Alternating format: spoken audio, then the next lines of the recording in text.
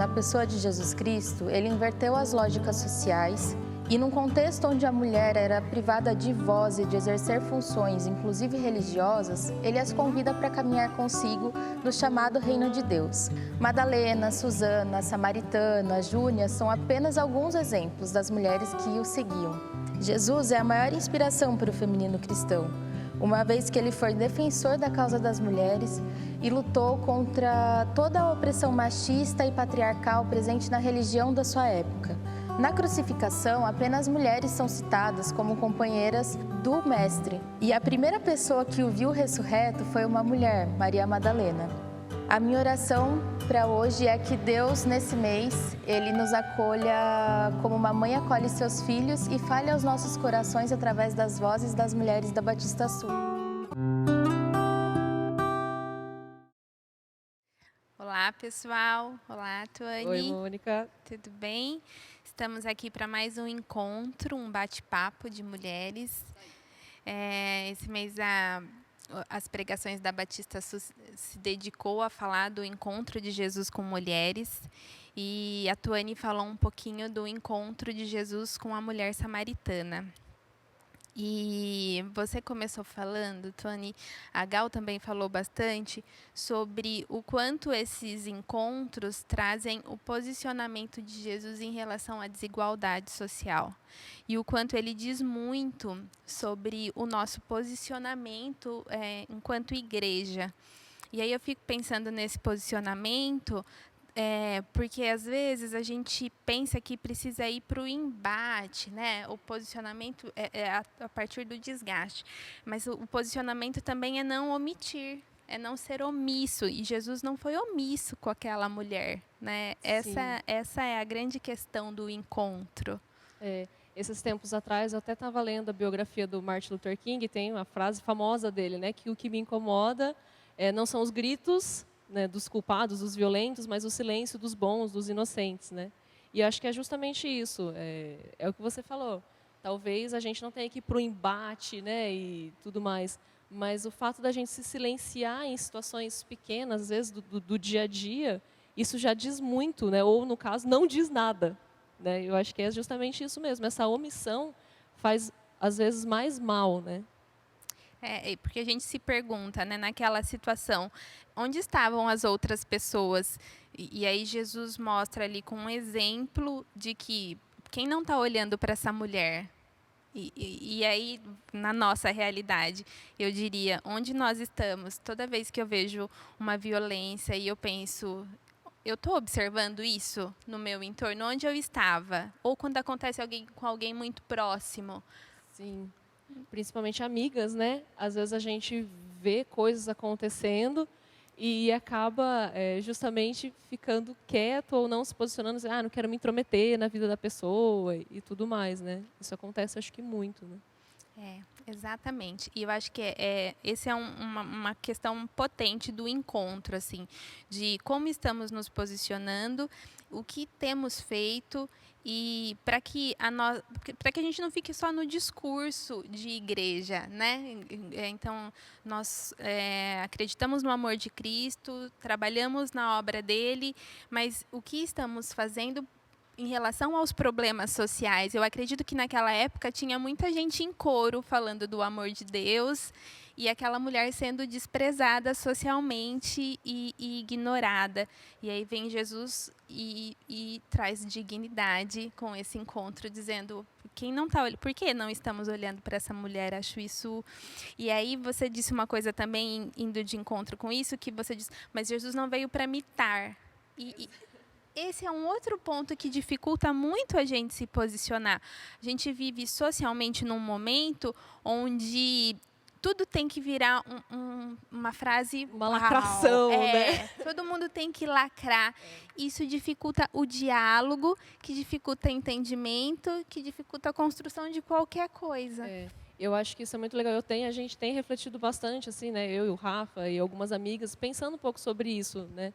Qual a intenção que a gente faz as coisas? Porque, às vezes, realmente, tem muitas vozes se posicionando contra a discriminação, contra a injustiça e tudo mais, mas, às vezes, a intenção é justamente essa, é o mitar, é o lacrar, é o ter a razão ali, né? E, às vezes, até humilhar o outro, menosprezar, diminuir o outro, né? E quando a gente olha para Cristo, a atitude dele é completamente assim diferente a esse posicionamento que a gente vê assim nessa geração lacração que a gente tem hoje, né?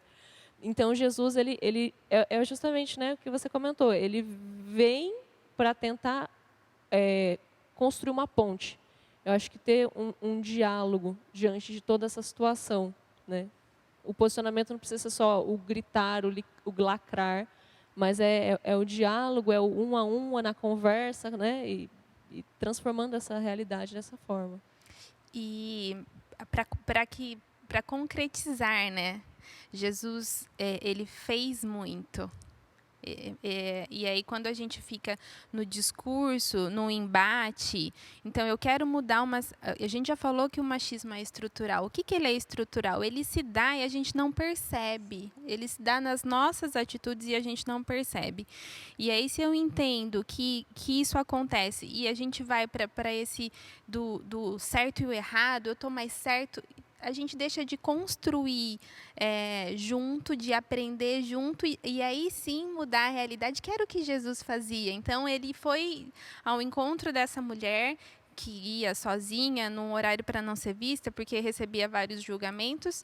Ele não ficou discutindo isso e trazendo frases de efeito, né? Então, nós como mulheres, nós como igreja, nós como sociedade, o quanto a gente está aprendendo a construir diálogos a modelo, né, desses encontros de Jesus. Eu acho que é justamente isso, Mônica. A gente vê hoje as pessoas, elas não estão dispostas a conversar, não estão dispostas, eu acho que, a ouvir a opinião do outro. Eu não estou falando aqui, né, a questão assim, não, a gente tem que ouvir o abusador e ficar quieto diante da situação. Não é isso, né? Mas é a questão do ouvir mesmo, é o entender, é enxergar a realidade, né, que a gente está inserido. Porque se todo mundo ficar gritando, cada um do seu lado e ficar nesse embate, é justamente isso, a gente nunca vai chegar a construir alguma coisa, a gente só vai destruir tudo. E eu acho que gente destruindo a gente já tem muita, né? O nosso papel é reconstruir, né, e construir. E segregar, né? Porque quando a gente vai para o embate, a gente também separa. E quando a gente assume, né, somos, né, temos, o machismo ele é estrutural. Eu, no meu dia a dia, preciso policiar, porque eu aprendi. A gente faz um movimento muito mais parecido com o encontro, né? Porque aí eu me junto para dizer, olha, como que a gente pode mudar isso? Quais são as, né, o que a gente pode fazer junto, e, ao invés dessa lacração que separa, né? Eu acho que é importante, quando a gente, né, lê toda a Bíblia, a gente enxerga um Deus reconciliador que nos dá a missão de reconciliar. Então, eu acho que a ideia não é nós mulheres falarmos assim, os homens não são de nada, a gente quer acabar com tudo. Não é isso. Não é isso. Justamente é a ideia do Paul Tournier, que ele fala, né, o psicólogo, ele fala que Jesus ele é o parteiro da liberdade, da dignidade, mas para reconciliar todo mundo em Cristo. E eu acho que é justamente isso, não é causar uma guerra entre sexos, né, e aquela gêneros, aquela loucura, mas é justamente reconciliar, redefinir, ressignificar, assim como Cristo ressignificou a vida da samaritana, né? Eu acho que é justamente essa a ideia. Isso mesmo. E uma outra coisa que eu achei muito legal que eu separei para a gente conversar foi a importância da voz da mulher, né?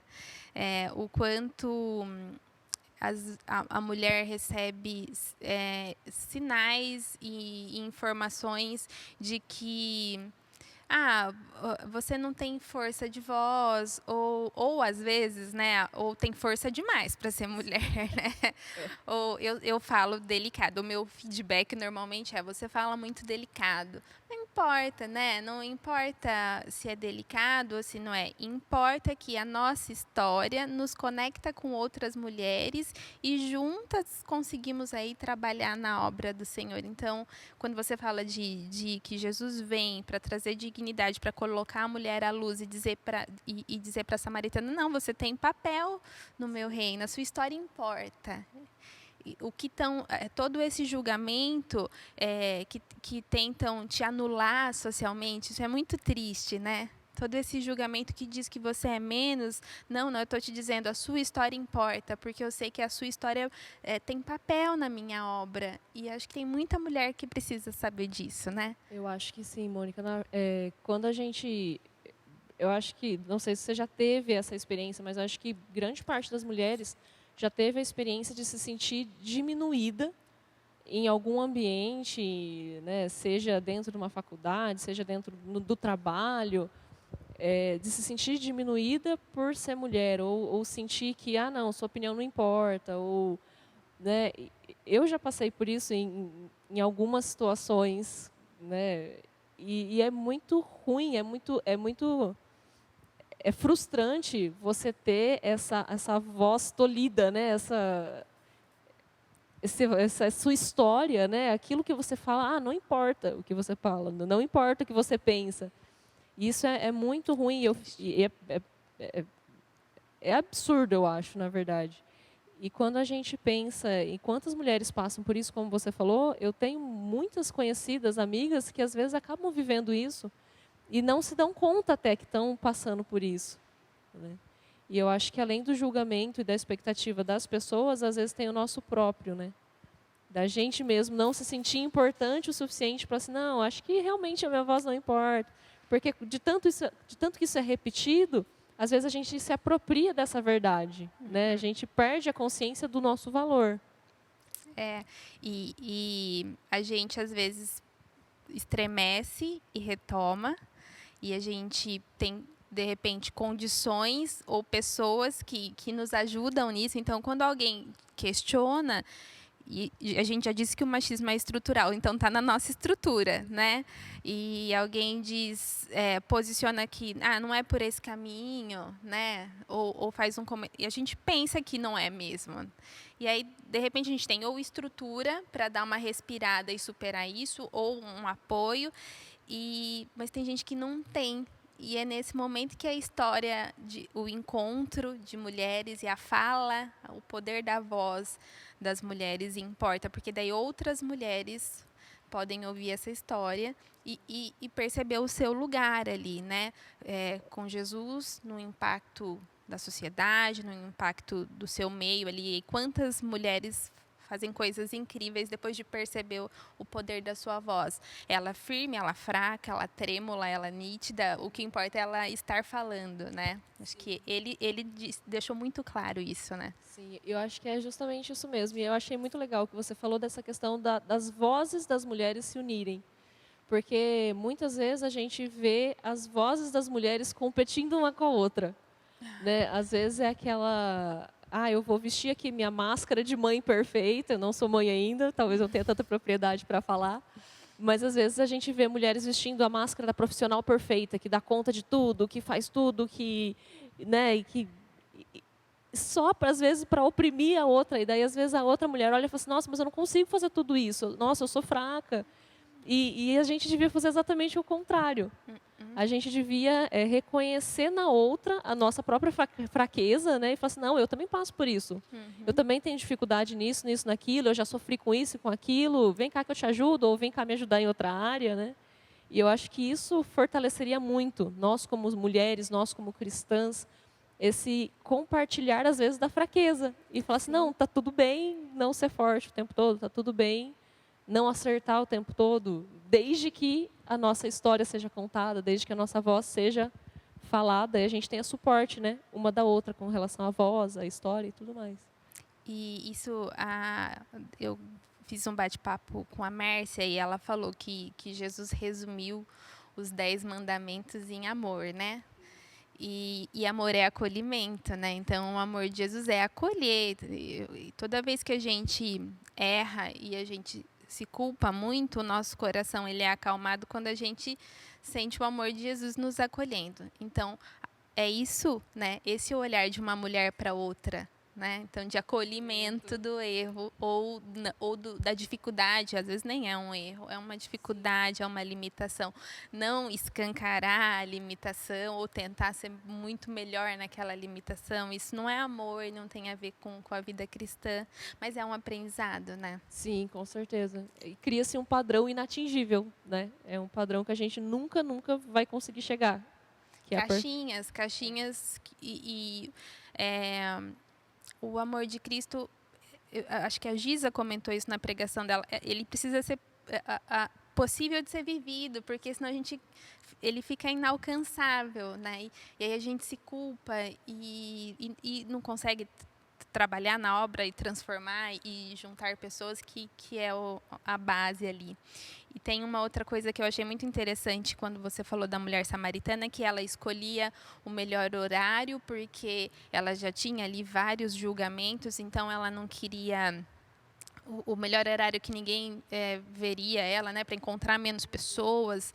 E é muito difícil ser mulher ainda com esse olhar, né? Quantas vezes eu sinto que a gente se preocupa com muita coisa e por conta disso, assim, são tantas regras, isso ainda é muito presente, né? Então, se a gente vai até um lugar, é a preocupação com a roupa, é a preocupação com...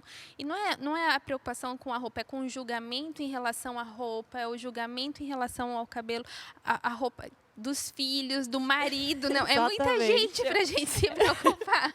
Além de pensar no nosso cabelo, nossa maquiagem, tem que pensar no do filho, porque se o meu filho estiver lá desarrumado, o que vão pensar de mim? Olha, o marido com a roupa sem passar? É absurdo, é um absurdo. Que a mulher samaritana passava por isso e a gente ainda passa por isso. Ainda passa. Por isso que a gente não passa roupa em casa, é uma lei, vai sair amassado, todo mundo sai amassado junto. Nova moda, né?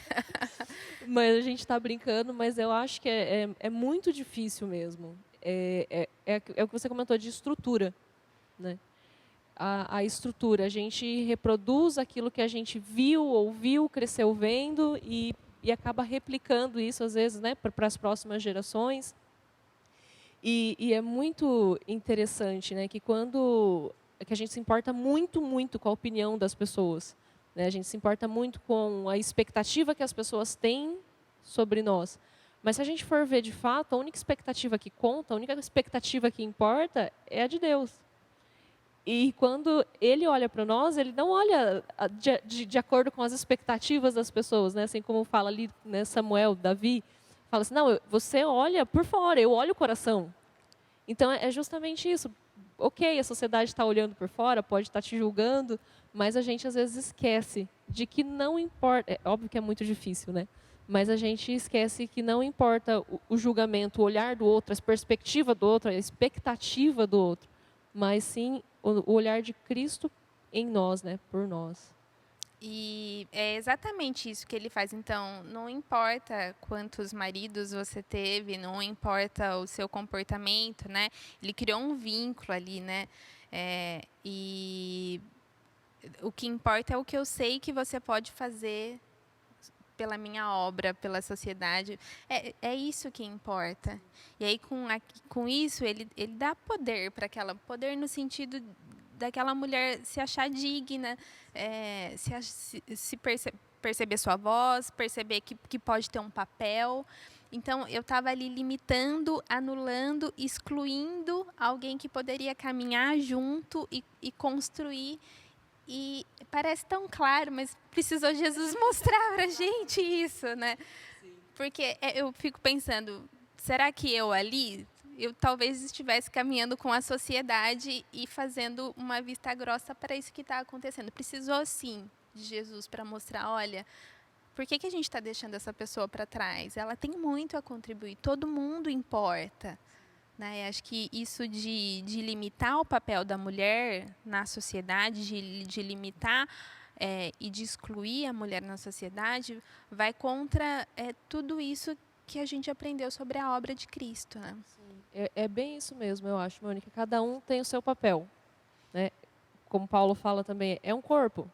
E a cabeça, o dedo, não pode virar para o pé e falar assim, não, você não tem importância, sai daqui. E é justamente isso, nós somos um corpo, homens, mulheres, crianças e, enfim, E é para isso que Cristo nos chamou, é para isso que Cristo veio, para nos mostrar como sermos, né, verdadeiramente humanos e como cada um tem o seu papel, sendo homem, sendo mulher, cada um tem a sua missão específica que talvez ninguém mais vai fazer. É seu papel, é a sua parte, né?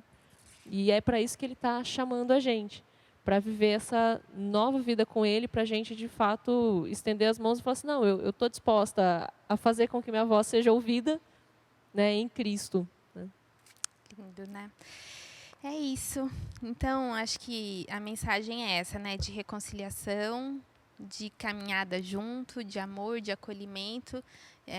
Eu acho que esses são os ensinamentos aí do encontro. Aprendi muito com a sua pregação Que sobre bom. a mulher samaritana. Foi muito legal mesmo. Obrigada. Que bom. Obrigada a você, Mônica. Eu acho que quando eu terminei a pregação, na mensagem, a gente, né, normalmente quem faz a mensagem fica, né, ruminando aquilo ali durante bastante tempo. E acho que a pergunta que eu me fiz depois, né, principalmente agora, depois desse nosso bate-papo, talvez até me apropriando da sua fala, é qual a minha parte em tudo isso, né? Como mulher, eu como cristã, como igreja, como nós podemos nos posicionar, o que nós temos feito, o que nós temos deixado de fazer e aonde eu estaria. Se eu estaria junto com a sociedade, excluindo, se eu estou junto com a sociedade, excluindo hoje também, Sim. ou se eu estou fazendo como Cristo, trazendo vida, aproximando, né, e levando liberdade, levando salvação. Acho que esse é o convite, né? Sair da anestesia. Obrigada. Muito obrigada. Bom, pessoal, hoje nós encerramos aqui essa série que trouxe os encontros de Jesus com mulheres e o bate-papo de mulheres da Batista Sul. Eu espero que vocês tenham aproveitado esses encontros, como nós aproveitamos. Obrigada e boa noite.